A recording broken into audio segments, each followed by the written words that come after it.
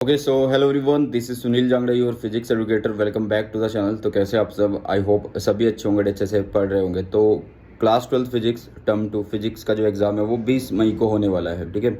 और अभी 2-3 दिन रहते हैं, मतलब 3 दिन रहते हैं प्रिपरेशन में। और हमारी जो प्रिपरेशन है जोरों शोरों पे चली हुई है। मैं आप लोगों को बता दूं कि इससे पहले हमने कंप्लीट फिजिक्स का वन शॉट कर लिया है एंड कंप्लीट फिजिक्स के PYQ वो भी कर लिए हैं। एंड इनका भी वन शॉट आप लोगों को एक ही वीडियो में मिल जाएगा, ठीक है। उसका फ़ायदा क्या होता है बेटा, जो देखो मान लो जो पूरा सिलेबस है वो 7 घंटे में मिल गया आप लोगों को, 7.5 घंटे में, और PYQ आप लोगों को 5 घंटे में मिल गए। तो इनको एक वीडियो में क्यों करा जाता है? इसलिए करा जाता है कि आप लोग रिवीजन कर सको, इनकी मल्टीपल रिवीजन 1.5x स्पीड पे। कितनी स्पीड पे? 1.5x स्पीड पे आप इनकी मल्टीपल रिवीजन कर लो, वो ज़्यादा फायदा रहता है, ठीक है। तो जिन बच्चों ने अभी तक कुछ भी नहीं पढ़ा बेटा, तो उनको मैं बोलूँगा कि डिस्क्रिप्शन बॉक्स में जाओ एंड वहाँ पे चेक करो। 7.5 घंटे की एक वीडियो है क्लास 12 फिजिक्स टर्म 2 के लिए, पूरा सिलेबस करवाया गया है। 1.5x पे देख लो 2-3 बार, बढ़िया फ़ायदा होगा। और साथ में प्रीवियस ईयर क्वेश्चन दिए हुए हैं डिस्क्रिप्शन बॉक्स में, वो भी देख लो, मज़ा आ जाएगा भाई आप लोगों को। ओके चलो, तो अभी इस वीडियो में मैं आप लोगों को करवाऊँगा important graphs class 12 physics term 2 के लिए। ये एक डिमांडिंग टॉपिक है, ठीक है। इसकी डिमांड आ रही थी बच्चों की कि सर इंपॉर्टेंट ग्राफ्स करा दीजिए। एंड देखो आप लोगों को पता है कि जो टर्म 2 है उसमें 7 चैप्टर है हमारे पास, और 7 चैप्टर में लगभग 13 to 15 जो ग्राफ है वो हैं। मतलब सारे के सारे ग्राफ मैं आप लोगों को करवा रहा हूँ एक तरीके से, और ये इंपॉर्टेंट है भाई, ठीक है। क्योंकि ग्राफ डायरेक्ट भी आते हैं। मैंने जब आप लोगों को PYQ करवाए ना, उनमें आप लोगों को पता भी लगा होगा कि ग्राफ डायरेक्ट भी पूछा जा रहा है। ओके, तो चलिए इस सेशन को आगे बढ़ाते हैं। अगर अभी तक तुमने टेलीग्राम चैनल ज्वाइन नहीं किया तो टेलीग्राम चैनल ज्वाइन कर लो, जो कि सुनील जांगड़ा सर के नाम से है। सुनील जांगड़ा सर के नाम से ये टेलीग्राम चैनल, इसको जरूर से ज्वाइन कर लो। बहुत ज़्यादा हेल्प मिल रही है बच्चों को एंड एक बढ़िया तरीके से हम प्रिपरेशन कर रहे हैं, ठीक है। चलो, तो पहले ग्राफ से स्टार्ट करते हैं बेटा। ये ग्राफ क्या है? देखो, ये graph angle of deviation and angle of incidence के बीच में बनाया गया है। मैं आप लोगों को बता दूं कि ये किस टॉपिक से रिलेटेड है। ये रिफ्रैक्शन थ्रू प्रिज्म से रिलेटेड है। हाँ जी, किससे रिलेटेड है? ये रिफ्रैक्शन थ्रू प्रिज्म से रिलेटेड है, ठीक है। थोड़ा सा डिटेल में समझेंगे, मतलब ज़्यादा बड़ी वीडियो भी नहीं होगी, मतलब 30-35 मिनट की वीडियो और काम चल जाएगा बढ़िया वाला। रिफ्रैक्शन थ्रू प्रिज्म, उसमें क्या होता था कि जब रे एंटर करती है तो वो अपने पाथ से डेविएट होती है। तो कितनी डेविएशन आती है वो इस ग्राफ के थ्रू तुम देख सकते हो। यहाँ पे हमने डेविएशन बनाया है, यहाँ पे हमने एंगल ऑफ इंसिडेंस बनाया। देखो कुछ पॉइंट ऐसे हैं। देखो अगर मैं यहाँ पे इस डेविएशन पे बात करूँ तो मुझे एंगल ऑफ इंसिडेंस एक यहाँ पे मिल रहा और एक एंगल ऑफ इंसिडेंस यहाँ पे मिल रहा, मतलब 2 पॉइंट पे मिल रहा है, ठीक है। तो ग्राफ आप लोग देख सकते हो कि जहाँ पे डेविएशन बहुत कम है, बहुत कम है, वहाँ पे आई और ई बराबर होगा, वहाँ पे आई और ई बराबर होगा। अगर आपने देखा हो रिफ्रैक्शन थ्रू प्रिज्म का डायग्राम, तो उसमें क्या होता था, यहाँ पे नॉर्मल बना रहे होते थे, नॉर्मल के साथ आई, फिर ये यहाँ पे चली गई रे, और ये ऐसे, ठीक है, ये नॉर्मल। तो यहाँ पे क्या था? एंगल, यहाँ पे क्या था? एंगल ऑफ एमरजेंस था। देखो यहाँ पे ये एक ऐसी कंडीशन है जहाँ पे डेल की एक वैल्यू पे हमें एक ही इंसिडेंस एंगल मिलता है। मतलब इस पे हम बोल सकते हैं कि I = E है। बाकी आप वैल्यू चेक कर लो डेल की। यहाँ पे अगर डेल चेक करूँ तो भाई इंसिडेंस एंगल की एक वैल्यू ये रही और एक वैल्यू ये रही, मतलब 2 वैल्यू मिल रही है एक डेविएशन पे, ठीक है। तो ग्राफ आप देख लो किस तरीके से है कि जैसे जैसे डेविएशन की वैल्यू घट रही है वैसे वैसे ही एंगल ऑफ इंसिडेंस की वैल्यू बढ़ रही है। लेकिन एक पॉइंट ऐसा आएगा कि जब मिनिमम होने के बाद, मतलब वो लिमिट है, उसके बाद ये उससे ज़्यादा मिनिमम नहीं होगा, उसके बाद अगर एंगल ऑफ इंसिडेंस बढ़ता है तो डेविएशन भी बढ़ना शुरू हो जाता है। उसके बाद एंगल ऑफ डेविएशन भी बढ़ना शुरू हो जाता है। ये डेविएशन है, इधर एंगल ऑफ इंसिडेंस है। तो आई होप कि ये जो ग्राफ है आप लोगों को अच्छे से समझ में आ गया होगा। देखो वैसे तो ग्राफ्स में ऐसा कुछ बताने का होता नहीं है, अगर तुमने कॉन्सेप्ट पढ़ा हुआ है तो ही फ़ायदा है ना ग्राफ पढ़ने का। तो रिफ्रैक्शन थ्रू प्रिज्म मैंने करवाया हुआ तुम्हें बढ़िया तरीके से, वन शॉट करवाया रे ऑप्टिक्स का, उसको देख लेना, मज़ा आ जाएगा आप लोगों को, ठीक है। तो ये ग्राफ को एक बार से अपने एंड से एक बार स्टडी कर लेना, इसकी स्टडी मतलब एक बार बना के देख लेना, वो ज़्यादा हेल्पफुल रहेगा। ओके, सेकेंड ग्राफ की बात करते हैं। देखो नेक्स्ट है, यहाँ पे आई दिया हुआ है। आई क्या है बेटा? ये इंटेंसिटी है। ये कौन है? इंटेंसिटी, ठीक है। और इधर दिया हुआ आप लोगों को पाथ डिफरेंस, मतलब डेल्टा एक्स। क्या दिया हुआ है? डेल्टा एक्स आप लोगों को दिया हुआ है। इतना समझ में आया, ठीक है। Path path difference, not path. अब ये किसका है भाई? ये यंग डबल स्लिट एक्सपेरिमेंट का पैटर्न है। किसका है ये? यंग डबल स्लिट एक्सपेरिमेंट जो हमने पढ़ा था उसका पैटर्न है। स्क्रीन के ऊपर जो पैटर्न बनता है ना वो ये है। अब यहाँ पे देखो, इधर इंटेंसिटी है, इधर क्या है? पाथ डिफरेंस है। आपने कंस्ट्रक्टिव डिस्ट्रक्टिव इंटरफेरेंस पढ़े थे ना? तो कंस्ट्रक्टिव क्या था उसके अंदर? कंस्ट्रक्टिव था बेटा उसके अंदर क्या कि आप लोगों को एन लैम्डा बोलना था। तो अगर मुझे फर्स्ट चाहिए तो लैम्डा पे, दूसरा 2 लैम्डा पे, तीसरा लैम्डा पे, ऐसे। यहाँ पे देखो अब क्या हो रहा है कि ये जो मैक्सिमम है ये कहाँ पे मिल रहा है? मुझे फर्स्ट लैम्डा पे मिल रहा है, फिर मैक्सिमम मुझे 2 लैम्डा पे मिल रहा है, फिर मैक्सिमम मुझे 3 लैम्डा मिल रहा है। तो ऐसे चलता रहेगा। अगर मैं डिस्ट्रक्टिव इंटरफेरेंस की बात करूँ, किसकी बात करूँ? डिस्ट्रक्टिव इंटरफेरेंस की अगर मैं बात करता हूँ डिस्ट्रक्टिव की, तो वो क्या होगा? 1 मिनट रुकिएगा, थोड़ा सा ग्लिच आ गया इसमें। तो ये होगा भाई 2n-1 लैम्डा बाय 2 होगा। मतलब n की वैल्यू अगर मैं 1 रख दूँ, अगर मैं 1 रख दूँ तो कितना बनेगा यहाँ पे?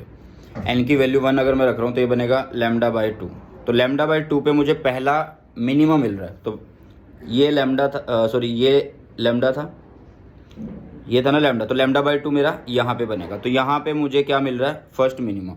इसी तरीके से नेक्स्ट क्या मिलेगा? 3 लैम्डा बाय 2 पे मिलेगा। तो मतलब ओड पे मिल रहा है मुझे। ठीक है, आई होप समझ में आया होगा ये ग्राफ। इसमें क्या कुछ खास चीज़ है? इसमें एक चीज़ ये रखना कि जो विड्थ होगी इनकी, ठीक है, वो सेम रहने वाली है। सबकी विड्थ जो होगी वो सेम रहेगी, और जो इंटेंसिटी है वो भी क्या रहेगी?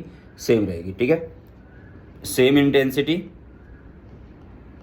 एंड सेम विड्थ होगी इसकी। ठीक है, सेम विड्थ ऑफ फ्रिंजेस। ये सब चीज़ें आप लोगों को सीखने वाली है, इन चीज़ों को समझना है।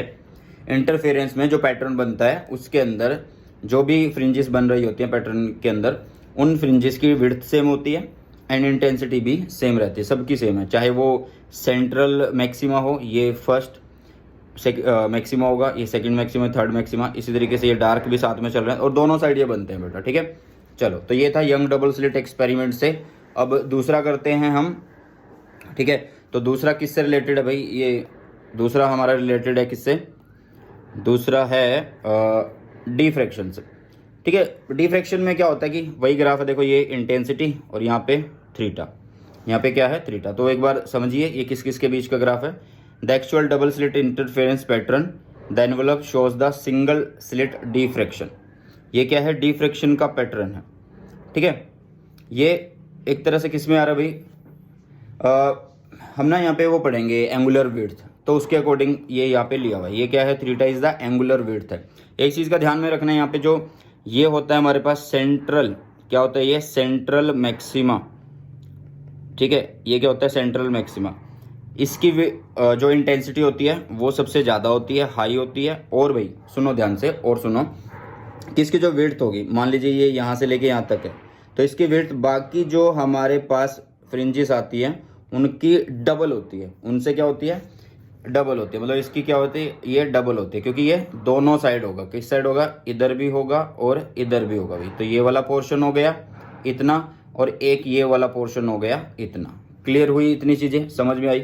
ठीक है, इंटेंसिटी भी यहाँ पे क्या होती है? इंटेंसिटी यहाँ पे सेम नहीं होती है। मतलब आप ये बोल सकते हो कि सेंटर के बाद यहाँ पे क्या होती है? डिक्रीजिंग होती है। सेंटर के बाद यहाँ पे क्या होती है? डिक्रीजिंग। मतलब सेंटर वाले की ज़्यादा, फिर उसके बाद घटती जा रही है। और जो विड्थ है वो सेंटर वाले की ज़्यादा होती है, मतलब डबल होती है बाकी वाले के कंपैरिजन में।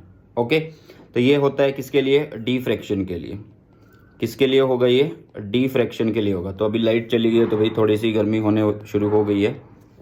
ठीक है, और जो बैकग्राउंड नॉइस आ रहा है उसको थोड़ा सा अवॉइड करना आप लोगों ने। नेक्स्ट देखिएगा, नेक्स्ट क्या ग्राफ आ रहा है? नेक्स्ट जो ग्राफ आता है बेटा जी वो हमारे पास आता है ड्यूल नेचर से रिलेटेड। किससे आता है? Dual nature of radiation and matter से। किससे? Dual nature of radiation and matter से रिलेटेड आता है। इसमें ध्यान से एक चीज़ देखना कि यहाँ पे हमने दो चीज़ों के बीच में एक ग्राफ बनाया जा रहा है। किस किस के बीच में? फोटो इलेक्ट्रिक करंट और एक intensity of light. Intensity of light मतलब, सुनो ध्यान से, आपने अगर फोटो इलेक्ट्रिक इफेक्ट पढ़ा हो, फोटो इलेक्ट्रिक इफेक्ट अगर आप लोगों ने पढ़ा हो, तो उसमें हमने क्या पढ़ा था फोटो इलेक्ट्रिक इफेक्ट के अंदर कि हम जितनी लाइट इंसिडेंट कराते थे, मतलब लाइट का मतलब फोटोन अगर हम इंसिडेंट करा रहे हैं, फोटोन्स अगर हम डाल रहे हैं एक, तो एक वहाँ से इलेक्ट्रॉन निकल रहा है, ठीक है। मतलब लाइट डालने से एक इलेक्ट्रॉन निकल गया, ये फोटोन डालने से इलेक्ट्रॉन निकल गया, तो इसको हम फोटो इलेक्ट्रॉन बोलते हैं। अब ये फोटो इलेक्ट्रॉन जो है ये क्या बना देगा, ये फोटो इलेक्ट्रॉन ही तो क्या बनाएगा, करंट को कॉन्स्टिट्यूट करेगा। किसको बनाएगा, करंट को कॉन्स्टिट्यूट करेगा। अब जब करंट बन रहा है तो इसका मतलब हम ये कह सकते हैं कि एक फोटोन दिया ना तो एक इलेक्ट्रॉन निकला है और ये करंट बन गया। तो इसका मतलब एक का मतलब नंबर है, मतलब यहाँ पे जो नंबर हैं, नंबर, उसको हम क्या बोल सकते हैं, इंटेंसिटी बोल सकते हैं। उसको हम क्या बोल सकते हैं, इंटेंसिटी।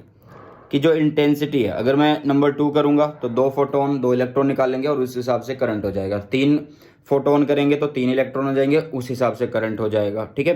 तो यहाँ पे क्या हो गया आप लोगों के लिए भाई, यहाँ पे हो गया कि इंटेंसिटी मैंने बढ़ाई तो करंट भी बढ़ रहा है। तो इसका मतलब यहाँ पे हमें ये पता लग गया कि इंटेंसिटी जो है वो डायरेक्टली प्रोपोर्शनल है किसके, डायरेक्टली प्रोपोर्शनल है किसके, करंट के। कौन सा करंट, फोटो करंट के, फोटो करंट। तो यहाँ पे जो ग्राफ है वो कैसा ग्राफ है, यहाँ पे जो ग्राफ है वो एक स्ट्रेट लाइन ग्राफ है। कैसा ग्राफ है, स्ट्रेट लाइन ग्राफ है भाई। ओके, समझ में आया, बताइए फटाफट से। आई होप कि ये चीज़ आप लोगों को समझ में आ रही है। क्यों समझ में आ रही है, क्योंकि हमने पूरे का पूरा कॉन्सेप्ट अच्छे से कर लिया है, जिसमें हमने वन शॉट में पूरे फिजिक्स पढ़ ली है। साथ में हमने वन शॉट के अंदर प्रीवियस ईयर क्वेश्चन भी अपलोड कर दिया, वो आज प्रीमियर हो जाएगा, वो आप लोग देख सकते हैं, ठीक है। तो ये हुई बारी किसकी, dual nature of radiation in matter के फोटो इलेक्ट्रिक इफेक्ट में जो इंटेंसिटी का टॉपिक आता है उसकी बारी। अच्छा, और ग्राफ देखते हैं। नेक्स्ट आता बेटा जी ग्राफ आप लोगों के पास 5th नंबर पे। यहाँ पे देखो जो ग्राफ है वो किस किस के बीच में है, वो ग्राफ है बेटा फोटो करंट के बीच में। किसके बीच में, फोटो करंट के बीच में। और दूसरा है किसके बीच में, कलेक्टर प्लेट वोल्टेज के बीच में। किसके बीच में, कलेक्टर प्लेट वोल्टेज के बीच में, ठीक है। अब एक चीज़ का ध्यान रखना, एक चीज़ का ध्यान रखना, हम यहाँ पे एक छोटा सा डायग्राम समझते हैं पहले। देखो ऐसे कुछ डायग्राम हमने बनाया, ठीक है। यहाँ पे प्लेट है, यहाँ पे कलेक्टर प्लेट है, यहाँ पे हम वोल्टेज लगा रहे होंगे, यहाँ से फोटोन आएंगे, यहाँ से क्या आएंगे, फोटोन आएंगे। अब ध्यान देना ये ग्राफ किस किस के बीच में बन रहा है। इधर हमने फोटो करंट लिया हुआ और इधर पोटेंशियल ली हुई है, इधर और इधर। देखो इधर अगर फोटोन आए, ठीक है, ध्यान से सुनना, इधर से क्या आए, फोटोन आए, फोटोन इस पे फॉल कर रहे हैं तो इलेक्ट्रॉन निकल गए, फोटोन इस पे फॉल कर रहे हैं तो इलेक्ट्रॉन निकल गए, ठीक है, इस तरीके से निकल गए। अब जब ये इलेक्ट्रॉन निकले हैं तो यही तो इलेक्ट्रॉन क्या बनाएंगे भी, करंट बनाएंगे। क्यों, क्योंकि ये चलेंगे तो करंट बनाएंगे। इसको 3 केस में समझते हैं। जब फोटोन आ रहा है इलेक्ट्रॉन निकल गया, फोटोन आ रहा है इलेक्ट्रॉन निकल गया, लेकिन यहाँ पे अभी कोई भी वोल्टेज हमने अप्लाई नहीं करी इस प्लेट पे, तो उस टाइम देखो V जब 0 है तो भी हमने करंट बनाया हुआ है। क्यों बनाया हुआ है, क्योंकि देखो जब V 0 लगाया ना, फोटोन तो आ रहे हैं, फोटोन आ रहे हैं तो इलेक्ट्रॉन आ रहे हैं, मतलब वो इजेक्ट हो रहे हैं। और जब इलेक्ट्रॉन इजेक्ट हो रहे हैं तो वो कुछ ना कुछ तो मोशन में आएंगे ना, और कुछ ना कुछ मोशन आएगा तो करंट बनेगा ही। तो इसलिए V = 0 पे भी, सो इसलिए V = 0 पे भी हमें क्या मिल रहा है, करंट मिल रहा है। तो ये यहाँ पे है, और ये मैं किसी एक फिक्स इंटेंसिटी के लिए बात कर रहा हूँ, किसी एक फिक्स इंटेंसिटी के लिए हम बात कर रहे हैं, ठीक है। अब उसके बाद जैसे जैसे मैंने इसको पॉजिटिव करना शुरू करा तो ज़्यादा इलेक्ट्रॉन इधर खींचे चले आए, और उसके बाद करंट बढ़ता रहा, और एक पॉइंट पे जाके करंट बिल्कुल सीधा हो गया। और इस सीधे करंट को हम क्या बोलते हैं, सैचुरेशन करंट बोलते हैं। क्या बोलते हैं, सैचुरेशन करंट बोलते हैं, ठीक है। क्या बोलते हैं भाई, सैचुरेशन करंट बोलते हैं। 1 मिनट रुको भाई, ये जो बीच में मेहमान आया हो ना, ये तंग कर रहा है, 1 मिनट रुक जाओ। देखो अगर वोल्टेज को हम क्या कर दें, नेगेटिव कर दें, तब क्या होगा, जो इलेक्ट्रॉन इधर जा रहे थे वो इधर मतलब पहुंच नहीं पाएंगे। अगर पहुंच नहीं पाएंगे तो इसका मतलब धीरे धीरे करंट क्या होगा, डिक्रीज होना शुरू हो जाएगा, और डिक्रीज होते होते वो बिल्कुल 0 भी हो जाएगा। जिस पोटेंशियल पे करंट 0 हो जाता है उसको हम बोलेंगे स्टॉपिंग पोटेंशियल या रिटार्डिंग पोटेंशियल भी बोलेंगे, ठीक है। अच्छा, ये यहाँ से एकदम क्यों नहीं हुआ, एकदम इसलिए नहीं हुआ क्योंकि जितना नेगेटिव वोल्टेज हमने लगाया ना, जितना भी नेगेटिव वोल्टेज हमने लगाया वो सफिशिएंट नहीं है एकदम से इलेक्ट्रॉनों को रोकने में। कुछ इलेक्ट्रॉन ऐसे होंगे जो क्रॉस कर जाएंगे, और उनको रोकने के लिए हमें और नेगेटिव होना पड़ेगा, उनको रोकने के लिए और नेगेटिव होना पड़ेगा, ठीक है। तो ये हुआ आप लोगों का ग्राफ किसके बारे में, ये हुआ photo current and collector plate voltage के बारे में। मैंने आप लोगों को एक बात बोली थी कि जो dual nature of radiation and matter है उसके अंदर ना सिर्फ एक टॉपिक कर लो, मतलब फोटो इलेक्ट्रिक इफेक्ट, उससे बहुत सारे ग्राफ आ जाते हैं, उससे बहुत सारे ग्राफ आ जाते हैं। और वो बहुत है, ठीक है। नेक्स्ट है बेटा, अच्छा इसमें ये बात तो हमने करी नहीं कि ये बाकी ग्राफ कैसे बने। ये एक फिक्स इंटेंसिटी के लिए है, ये क्या है, एक फिक्स इंटेंसिटी के लिए। अगर मैं इंटेंसिटी बढ़ाता हूँ तो कॉमन सी बात है कि जो इंटेंसिटी बढ़ा हूँ तो नंबर ऑफ फोटो इलेक्ट्रॉन ज़्यादा होंगे, तो करंट ज़्यादा ऊपर वाले पॉइंट से शुरू होगा और उसके बाद बाकी सेम चीज़। हाँ, ये एक खास बात है यहाँ पे कि जो स्टॉपिंग पोटेंशियल होगा इंटेंसिटी में वो सेम रहेगा, क्योंकि इंटेंसिटी और स्टॉपिंग पोटेंशियल का कोई लेना देना नहीं है, फ्रीक्वेंसी और स्टॉपिंग पोटेंशियल का लेना देना है, ठीक है। चलो नेक्स्ट है, ये भी फोटो इलेक्ट्रिक इफेक्ट वाले से ही है। तो इसमें फोटो करंट के बीच में और कलेक्टर प्लेट के बीच में है, लेकिन तुमसे बोल क्या रहा है यहाँ पे, ये पूछ रहा है इफेक्ट ऑफ फ्रीक्वेंसी। मतलब ये तुमसे यहाँ पे किसके बारे में बात करेगा, इफेक्ट ऑफ फ्रीक्वेंसी के बारे में बात करेगा भाई, इफेक्ट ऑफ फ्रीक्वेंसी के बारे में बात करेगा कि फ्रीक्वेंसी का क्या इफेक्ट रहेगा on stopping potential, on stopping potential, stopping potential के ऊपर क्या इफेक्ट रहेगा फ्रीक्वेंसी का। अब सिंपल है भाई, ये वाला ग्राफ तो पहले से ही बन सकता है, ये तो हमने सीख लिया ना कैसे बनाते हैं, ये तो हमने सीख लिया कि कैसे बन जाएगा। ओके, ये चीज़ तो आप लोगों को आई होप समझ में आ गई होगी। अब देखो भाई, जैसे ही हम फ्रीक्वेंसी को इंक्रीज करते हैं तो क्या होगा, मतलब अब पोटेंशियल जो है उसको ज़्यादा नेगेटिव होना पड़ेगा। क्यों होना पड़ेगा, अरे कॉमन सी बात है, मान लो आप लोग 1 सेकंड में एक काम 3 बार कर पा रहे थे, लेकिन अब उसकी मतलब एक दरवाजा है भाई, वो दरवाजा आप लोगों को ना 1 सेकंड में बार बार आ रहा है, तो आप उसको 3 बार बंद कर रहे हो, ठीक है। अब वो क्या कर रहे हैं, 1 सेकंड में वो 6 बार आने की कोशिश कर रहे हो, तो आपको ज़्यादा जान लगानी पड़ेगी, समझ रहे हो ना। तो इस तरीके से आपको पोटेंशियल और बढ़ाना पड़ेगा, तो इसलिए जो स्टॉपिंग पोटेंशियल है यहाँ पे, यहाँ से हटके यहाँ पे हो जाता है। इस ग्राफ की खास बात क्या है कि एक तो स्टॉपिंग पोटेंशियल अलग अलग है, अलग अलग फ्रीक्वेंसी के लिए, बढ़ती हुई फ्रीक्वेंसीज के लिए, और सैचुरेशन करंट सेम है। क्यों करंट सेम है, क्योंकि भाई इंटेंसिटी तो सेम ही है ना सबकी, क्योंकि जो यहाँ पे इंटेंसिटी है इस ग्राफ के अंदर, जो इंटेंसिटी है वो तो सेम ही है, ठीक है, वो तो क्या है, सेम है। तो इसलिए जो स्टॉपिंग पोटेंशियल है वो फ्रीक्वेंसी की वजह से अलग अलग है, और सैचुरेशन करंट जो है वो इंटेंसिटी की वजह से सेम है। आई होप समझ में आया होगा ये भी। ओके चलो, तो ये ग्राफ हुआ 6th। नेक्स्ट है, अच्छा यहाँ से आप लोगों को एक चीज़ तो समझ में आ गई ना कि जैसे जैसे आपने पोटेंशियल बढ़ाई, मतलब जैसे आपने पोटेंशियल बढ़ाई वैसे ही फ्रीक्वेंसी में चेंज आ रहा है, मतलब ये एक तरह से डायरेक्टली है, ये तो समझ में आ गया ना। तो वही ग्राफ यहाँ पे पूछा जा रहा है, किस किस के बीच में पूछा जा रहा है। देखो यहाँ पे क्या है, स्टॉपिंग पोटेंशियल है, और यहाँ पे फ्रीक्वेंसी ऑफ इंसिडेंट रेडिएशन है। क्या है, फ्रीक्वेंसी ऑफ इंसिडेंट रेडिएशन है, ठीक है। अब ध्यान से देखना कि यहाँ पे एक तरीके से तुम्हें कौन से ग्राफ मिल रहे हैं भाई, यहाँ पे तुम्हें एक तरीके से स्ट्रेट लाइन ग्राफ मिल रहे हैं। कैसे ग्राफ मिल रहे हैं, स्ट्रेट लाइन ग्राफ मिल रहे हैं। ओके चलो, ये भी बात ठीक है कि तुम्हें स्ट्रेट लाइन ग्राफ मिल रहे हैं, क्योंकि देखो ये सीधी लाइन है, ये सीधी लाइन है, ठीक है। ओके, अब ध्यान सुनो, अब ध्यान से सुनो, ये एक मेटल ए है, एक मेटल बी है भाई। इतना तो हमें पता है कि जो स्टॉपिंग पोटेंशियल है, हाँ जी, इतना तो हमें पता लग गया है कि जो स्टॉपिंग पोटेंशियल है, स्टॉपिंग पोटेंशियल वो डायरेक्टली प्रोपोर्शनल है किसके, किसके प्रोपोर्शनल है, फ्रीक्वेंसी के, जो इंसिडेंट रेडिएशन की है।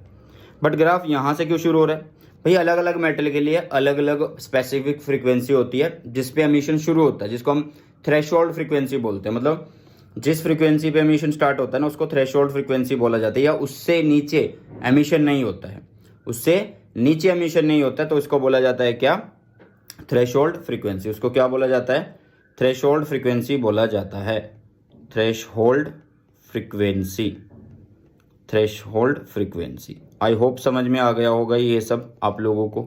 ओके चलो अब आगे बढ़ते हैं। तो ये मेटल ए एंड बी दोनों के लिए, ये मेटल ए एंड बी दोनों के लिए, जिसका फ्रीक्वेंसी ज़्यादा है, थ्रेशोल्ड फ्रीक्वेंसी ज़्यादा, तो उसमें से एमिशन लेट शुरू हो रहा है, क्योंकि एक पर्टिकुलर फ्रीक्वेंसी है उस पर एमिशन होता है ना, तो वो ज़्यादा है।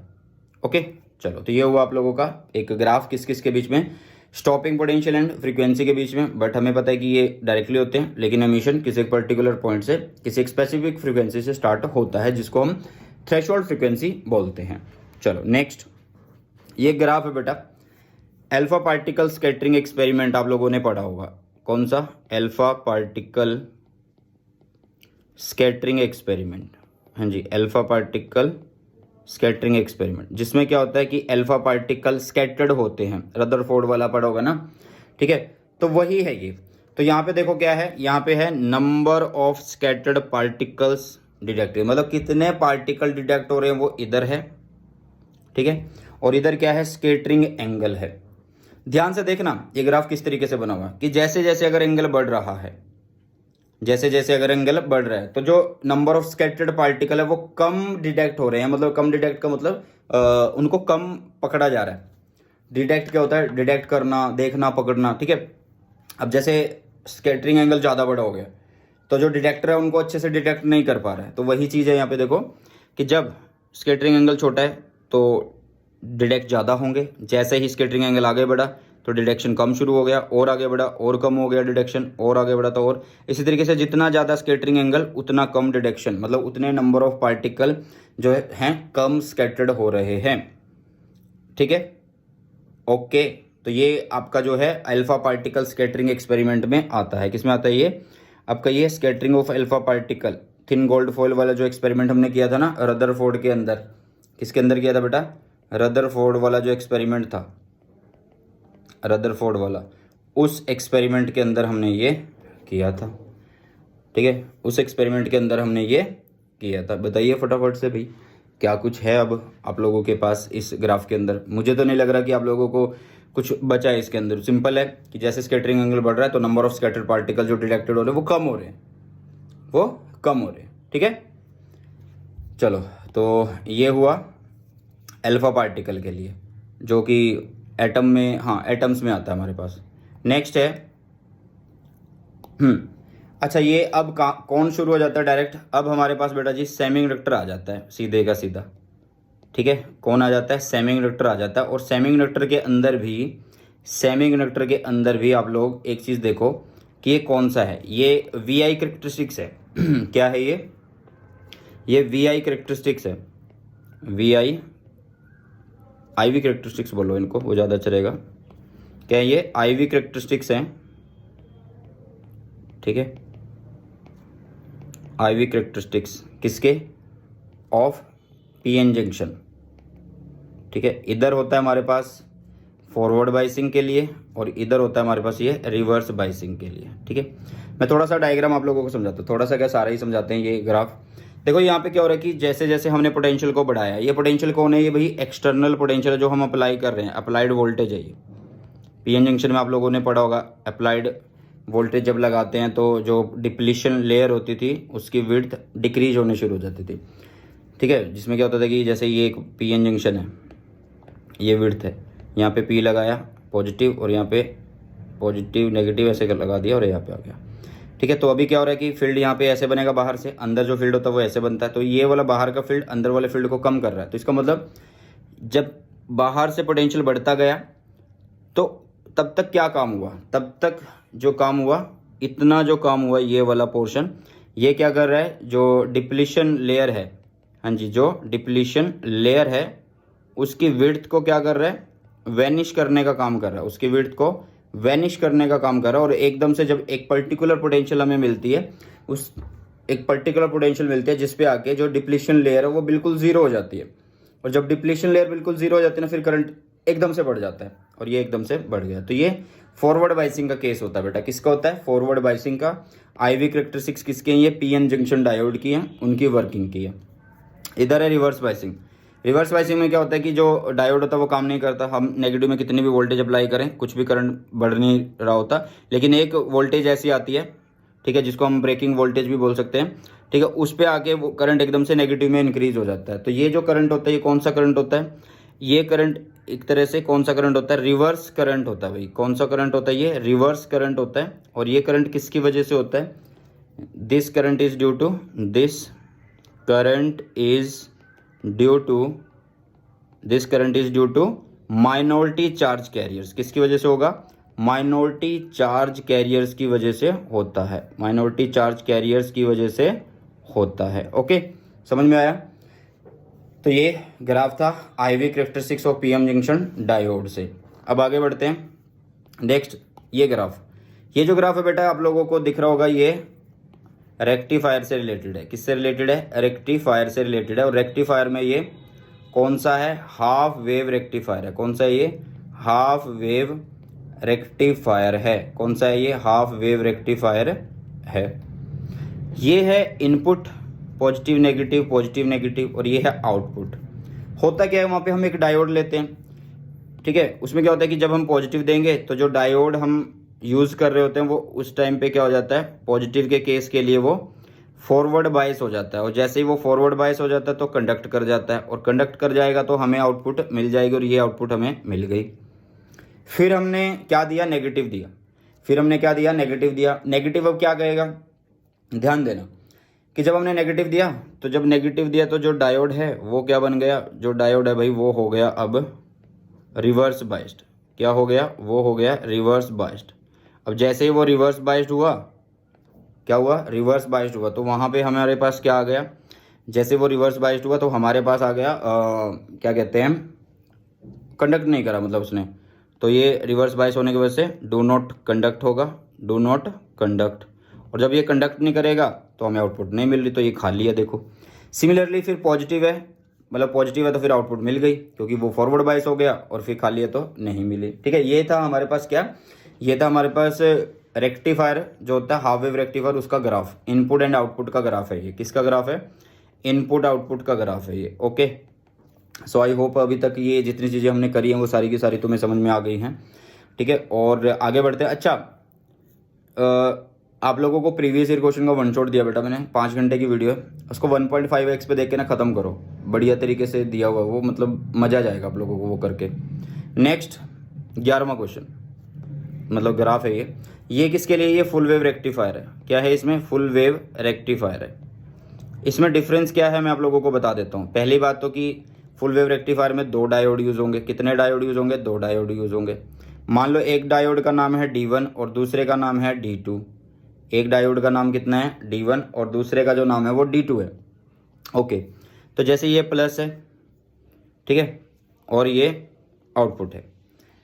अब हम क्या कर रहे हैं कि जब हम डायोड D1 को पॉजिटिव दे रहे हैं तो उस टाइम डायोड D2 को नेगेटिव जाएगा ऑटोमेटिकली ड्यू टू इंडक्शन, क्योंकि देखो ऐसे होता है ना, एक डायोड यहाँ पे होगा और एक डायोड यहाँ पे होगा, ऐसे करके, और यहाँ पे सेंटर टैपिंग हुई पड़ी होगी।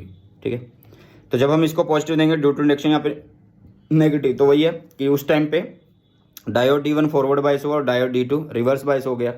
अब जब डायोड D1 फॉरवर्ड बाइस और रिवर्स बाइस हो गया D2, तो ये तो कंडक्ट करेगा ही नहीं, तो इसके केस के लिए हमें आउटपुट नहीं मिलेगी। इसकी वजह से आउटपुट मिल गई है, वो ये रही D1। अब नेक्स्ट क्या हुआ कि हमने नेगेटिव दिया किसको, D1 को, और अब कॉमन सी बात है कि D2 पे चला जाएगा पॉजिटिव। अब D2 फॉरवर्ड बाइस हो गया, अब D2 क्या हो गया, फॉरवर्ड बाइस हो गया। अब जैसे ही फॉरवर्ड बाइस हुआ तो अब आउटपुट D2 की वजह से मिल जाएगी, ये मिल गई। इसी तरीके से अब D1 की वजह से, फिर D2 की तरह से, मतलब अब क्या हो रहा है, फुल वेव रेक्टिफायर में दोनों साइकिल के लिए आउटपुट मिल रही है हमें, पॉजिटिव के लिए भी और नेगेटिव के लिए भी। ठीक है, तो ये था फुल वेव रेक्टिफायर का डायग्राम। नेक्स्ट आता है हमारे पास फोटो डायोड की करेक्टरिस्टिक्स, जो कि किस में काम करता है बेटा, रिवर्स बाइस में काम करता है। किस में काम करता है, रिवर्स बाइस में काम करता है। ठीक है, रिवर्स बाइस में काम करता है, ये रहा। अब जो फोटो डायोड के अंदर जो भी हमारे पास क्या कहते हैं, लाइट डलती है जंक्शन पे और उससे इलेक्ट्रॉन होल पेयर बनते हैं, उनको अलग कौन करता है, वोल्टेज करती है, क्योंकि रिवर्स बाइस पे काम कर रहा होता है ना, वोल्टेज की जरूरत पड़ती है।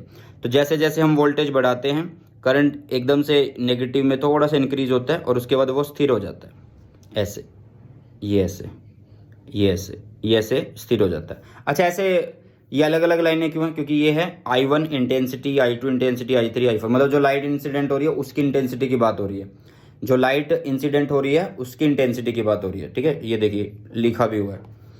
तो ये IV करेक्टरिस्टिक्स है बेटा किसकी, फोटो डायोड की, फॉर डिफरेंट इल्यूमिनेशन इंटेंसिटी। तो इसमें तो कुछ खास नहीं है, डायरेक्ट आप लोगों को याद कर लेना है कि भाई अगर इधर reverse bias current, sorry voltage बढ़ेगी तो जो करंट है नेगेटिव में थोड़ा सा इंक्रीज होके और फिर स्थिर हो जाएगा एकदम से, मतलब सेचुरेट सा हो जाएगा। ठीक है, फिर कितनी भी मतलब उसके बाद हम वोल्टेज बढ़ाते रहें कोई फ़र्क नहीं पड़ने वाला। हाँ, इंटेंसिटी अगर बढ़ा रहे हैं फिर ये करंट ऊपर जा रहा है। ठीक है, नेगेटिव में ऊपर जा रहा है। ठीक है, नेक्स्ट है सोलर सेल के लिए। किसके लिए, ये सोलर सेल की VI करेक्टरिस्टिक्स हैं, ये सोलर सेल VI करेक्टरिस्टिक्स। ठीक है, इसमें रिवर्स बाइस की जरूरत कहाँ पे होती है, कुछ भी नहीं होती। इसमें क्या होता है सोलर सेल में कि लाइट आती है और उस लाइट से इलेक्ट्रॉन होल पेयर जनरेट होते हैं, और due to the electric field of the potential difference, potential barrier, तो जो इलेक्ट्रॉन होल पेयर बने तो वो अलग अलग हो जाते हैं, और एक साइड पूरा पॉजिटिव एक साइड पूरा नेगेटिव, तो वो EMF जनरेट हो जाता है। ठीक है, यहाँ पे जो ग्राफ है वो कुछ इस तरीके से है कि ये रहा V, और ये रहा ISC। ISC मतलब शॉर्ट सर्किट करंट और ये ओपन सर्किट करंट। क्या होता है? शॉर्ट सर्किट करंट वो करंट होता है, मतलब मैक्सिमम वो करंट होता है जब वोल्टेज की वैल्यू, अप्लाइड वोल्टेज वैल्यू कितनी है? 0 है। ठीक है, सॉरी अप्लाइड वोल्टेज नहीं, जब voltage through solar cell, voltage through solar cell वो कैसी है? जब 0 है तो उस टाइम हमें मैक्सिमम करंट मिल रहा होता है, इसको बोलते हैं शॉर्ट सर्किट करंट। और ओपन सर्किट वोल्टेज होती है, क्या होती है? ओपन सर्किट वोल्टेज होती है। अब ये ओपन सर्किट वोल्टेज क्या होती है? ये मैक्सिमम वैल्यू ऑफ वोल्टेज होती है थ्रू सोलर सेल जब करंट कितना होता है? 0 होता है। ठीक है, तो ये याद रख लेना, डायरेक्ट पेपर में ये पूछी जाती हैं, डायरेक्ट आ जाती हैं कि draw VI characteristics of the solar cell, और PYQ में आई भी हुई थी, मैंने करवाया था। ठीक है, तो ये 13 के 13 जो ग्राफ हैं एक बार इनको ढंग से देख लेना। मैंने आप लोगों को एक बार रिवीजन करवा दिया इनकी अच्छे वाली, और आई होप समझ में आ भी गई होगी। ठीक है, तो इनकी जो PDF है वो आप लोगों को टेलीग्राम चैनल पे मिल जाएगी इंपॉर्टेंट ग्राफ्स की। और बेटा मैं आप लोगों को एक बात बोलना चाहूँगा कि प्रिपरेशन कर लो, 20 तारीख को पेपर है ही है, तो 2-3 दिन जो रहते हैं उसको अच्छे से यूटिलाइज़ कर लो। वन शॉट में मैंने पूरी की पूरी फिजिक्स आप लोगों को करवा दिया, वन शॉट में पूरी की पूरी मैंने PYQ आप लोगों को करवा दिया, फॉर्मूला शीट मैंने आप लोगों को दे दिया, चीट नोट्स मैंने आप लोगों को दिया। तो बेटा मेहनत जोरों शोरों पे है, तो तुम भी मेहनत करो मेरे साथ और लग जाओ प्रिपरेशन में। ठीक है, आई होप ये सेशन आप लोगों को अच्छा लगा। अगर अच्छा लगा तो अपने सभी फ्रेंड्स के साथ शेयर जरूर करिएगा। सो बाय बाय, टेक केयर, जय हिंद, मिलते हैं जल्दी से नई वीडियो।